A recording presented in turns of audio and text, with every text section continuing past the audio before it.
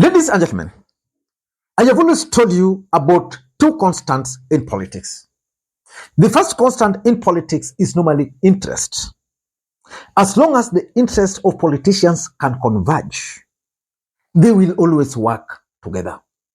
That's why personally, I'm not ruling out the possibility of Rigathi Gachagua and Raila Odinga working closely. Fate might bring their interest together. The second constant in politics is normally betrayal. And what normally causes betrayal in politics is the same interest. As long as the interests are not converging, politicians will always betray each other. And yesterday, the Kajiado Central Member of Parliament, Kanchory or Memusi, delivered some shocking news or message to Raila Odinga.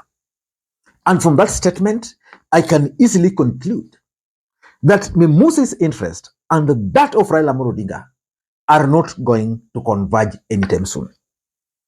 And therefore, I want you guys to pay very close attention to the statement which Memusi delivered in Kajiado yesterday. In fact, that statement was delivered at the home of the former governor for Kajiado Nkedianye. Listen in. Mimi kutoka Rais Ruto akiwa hata deputy president, sijawahi mtafuta, sijawahi muongelesha. Lakini alipopatia Nkedianye kazi, nikamwandikia message, nikamwambia asanti sana. Ningependa kumshukuru sana. Na kwa wengine wengi ambao wamefaidika Kajiado, Narok na Samburu kwa sababu ya serikali ya UDA. Ninaona chama yangu sasa ikipatia wabunge mabarua kwa sababu ya association na serikali. Na ningependa kwanza kusema hiyo si demokrasia. Our constitution is very clear that there is freedom of association. Siasa ya 2022 tulimaliza. Tunapanga ya mbele. Ama namna gani? Na mambo ni matatu hii Kenya. Ujipange ama upangwe. Si ni kweli? Uongoze ama uongozwe. Si ni kweli? Uamue ama uamuliwe. Mambo ni mangapi? Na sisi hatutaki kupangwa, tunajipanga. Hatutaki kuongozwa, tunajiongoza. Hatutaki kuamuliwa, tunajiamulia. Sawa sawa? Mimi ni mbunge ambayo nimechaguliwa mara ya 3 sasa kwa chama cha ODM. Hiyo wakati yote hakuna kitu mimi kwanza nimepata kwa chama cha ODM in leadership in parliament. Jana si kuwa na uwezo ya kuongoza hata komiti moja parliament. Sina uwezo. So sahi tunaangalia ni watu gani wanataka urafiki wetu na ni watu gani wanataka tuandamane na wao. Na hii tunasema peupe mchana. Barua ikiandikwa lete. Ukitaka turudi kwa wananchi tunarudi. Hakuna kura ambayo imebebwa kwa kikapu. Kura iko kwa wananchi na tutaenda kutafuta kwa wananchi. No, that's Elijah Memusi. As a matter of fact, in between 2017 and 2022, ODM party had only one member of parliament from Kajiado. That was Memusi. And I'm shocked, based on what I've heard there, that Memusi is not chairing any committee in parliament. I think on that, the reward system in Azimio got it wrong. Because for me, Memusi has been one of those dependable players in Azimio. And therefore, his departure might actually have some implication. But who is Elijah Memusi?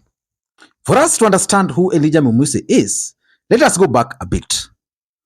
In 2014 December, I think it must have been on 2nd, President Uhuru Kenyatta appointed the Kajiado Central Member of Parliament by that time, Joseph Nkaiseri, as a cabinet minister for internal security. That appointment meant that Nkenseri was actually going to resign as a member of parliament.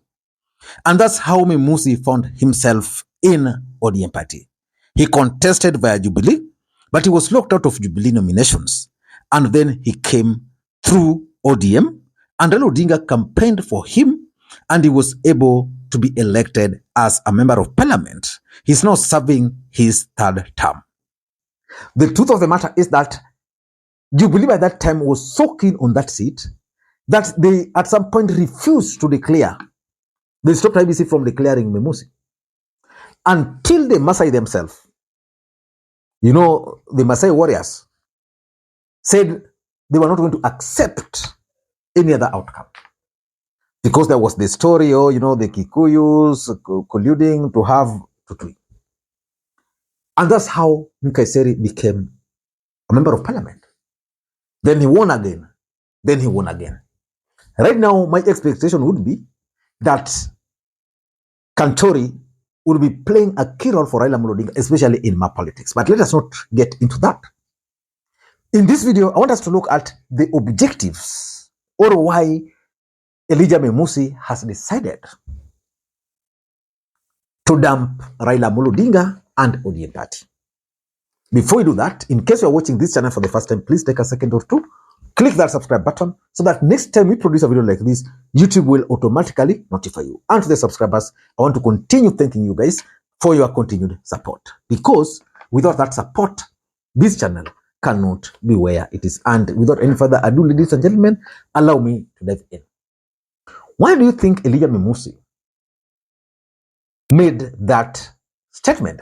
Because the statement he made are very strong, to an extent that he's actually threatening Raila Odinga with a by-election. For me, number one, I think there is political realignment which are happening in this country. And that realignment is being informed by the belief that Raila Odinga might not be on the ballot in 2027. And for Memusi, I don't think that is what is motivating him. What's motivating Memusi is that he has been convinced by William Ruto to be the UDA gubernatorial candidate for Kajiado. That is the fact. And that's why the meeting, where they held that meeting, is significant. The meeting was held at Nkedianye's home. Nkedianye was the ODM governor for Kajiado. Then Olelenku came, and Raila Odinga preferred Olelenku. From that moment, Nkedianye has never been happy. And of course, you also know that Memusi stood with Nkedianye. For avoidance of doubt, because as you all are aware, I'm in ODM, but we are supporting a Jubilee candidate for governorship. And let me assure the people of Kajiado that ODM is also, as in ODM supporters are also supporting Dr. Nkedianye. Anyone thinking that they can move from one party to another and automatically they will get the votes in that party is not thinking the right way. The fact is, UDA candidate during that election was none other than Kato Ole Metito. Then William Ruto appointed Metito as the status controller. Metito and Nkedianye are the ones pushing Memusi to run for the governor, and they are offering the support.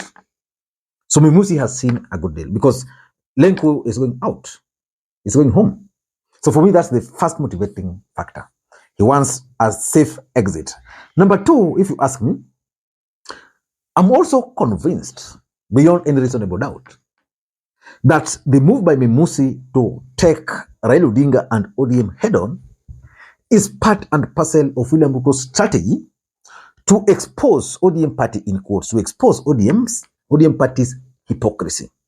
The other day, ODM kicked out some, 4 members of parliament and the senator for Kisumu from the party for working with UDA or with Ruto. Now Memusi is coming out that I'm also working with Ruto. Remember during that time, there were the stories that, oh, Raila is only targeting the Luos. Now Memusi is coming out. He's telling you, I'm going to work with Ruto. If you want, fire me. So the question would be, why is Memusi not being kicked out of ODM party? And the hypocrisy is going to come out. And that's why sometimes I tend to think that Raila and ODM should actually go ahead and issue Kanchory with the notice so that he can keep to his word and resign and then seek for fresh mandate. Otherwise, ODM is going to be viewed as a party that is just targeting the few members of parliament from Luo Nation. So that's number 2. Number 3, maybe, and I'm actually shocked, maybe Memusi is creating tension. Because let's face it, if you look at Kajiado, which is part of Kajiado and Narok, Raila Odinga won in those 2 counties. Kajiado, in the last election, ODM won 3 seats. UDA 2.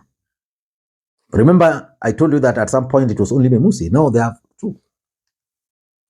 And the fact is, Raila prefers the senator for Narok for his politics in the Ma. I've never understood why he doesn't really value Kanchory. And that's why the senator for Narok, Ledamo Lekena, is more national than Memusi, who has been in parliament for three terms. So maybe he's just creating tension so that he can have a sit down with Raila Odinga.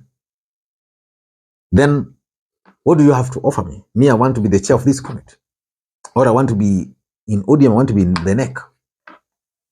But again, someone told me, I don't know whether it's true, that the guy, Kanchory Saitabao, who was Raila Odinga's chief agent, is actually brother to Memusi. Are you not trying to draw the link? Number 4, if you ask me, I think William Ruto's charm offensive mission is paying off. William Ruto is reaching out to ODM members of parliament. He's reaching out to ODM senators. He's reaching out to senators, to governors. Ruto is reaching out to ODM key influential figures across the country. And because he has a government, he's dangling for them carrots. The intention is simple: disrupt ODM. And that's why yesterday's move, or Friday's move by Raila Odinga to appoint Simba Arati as the vice chair of ODM party is significant.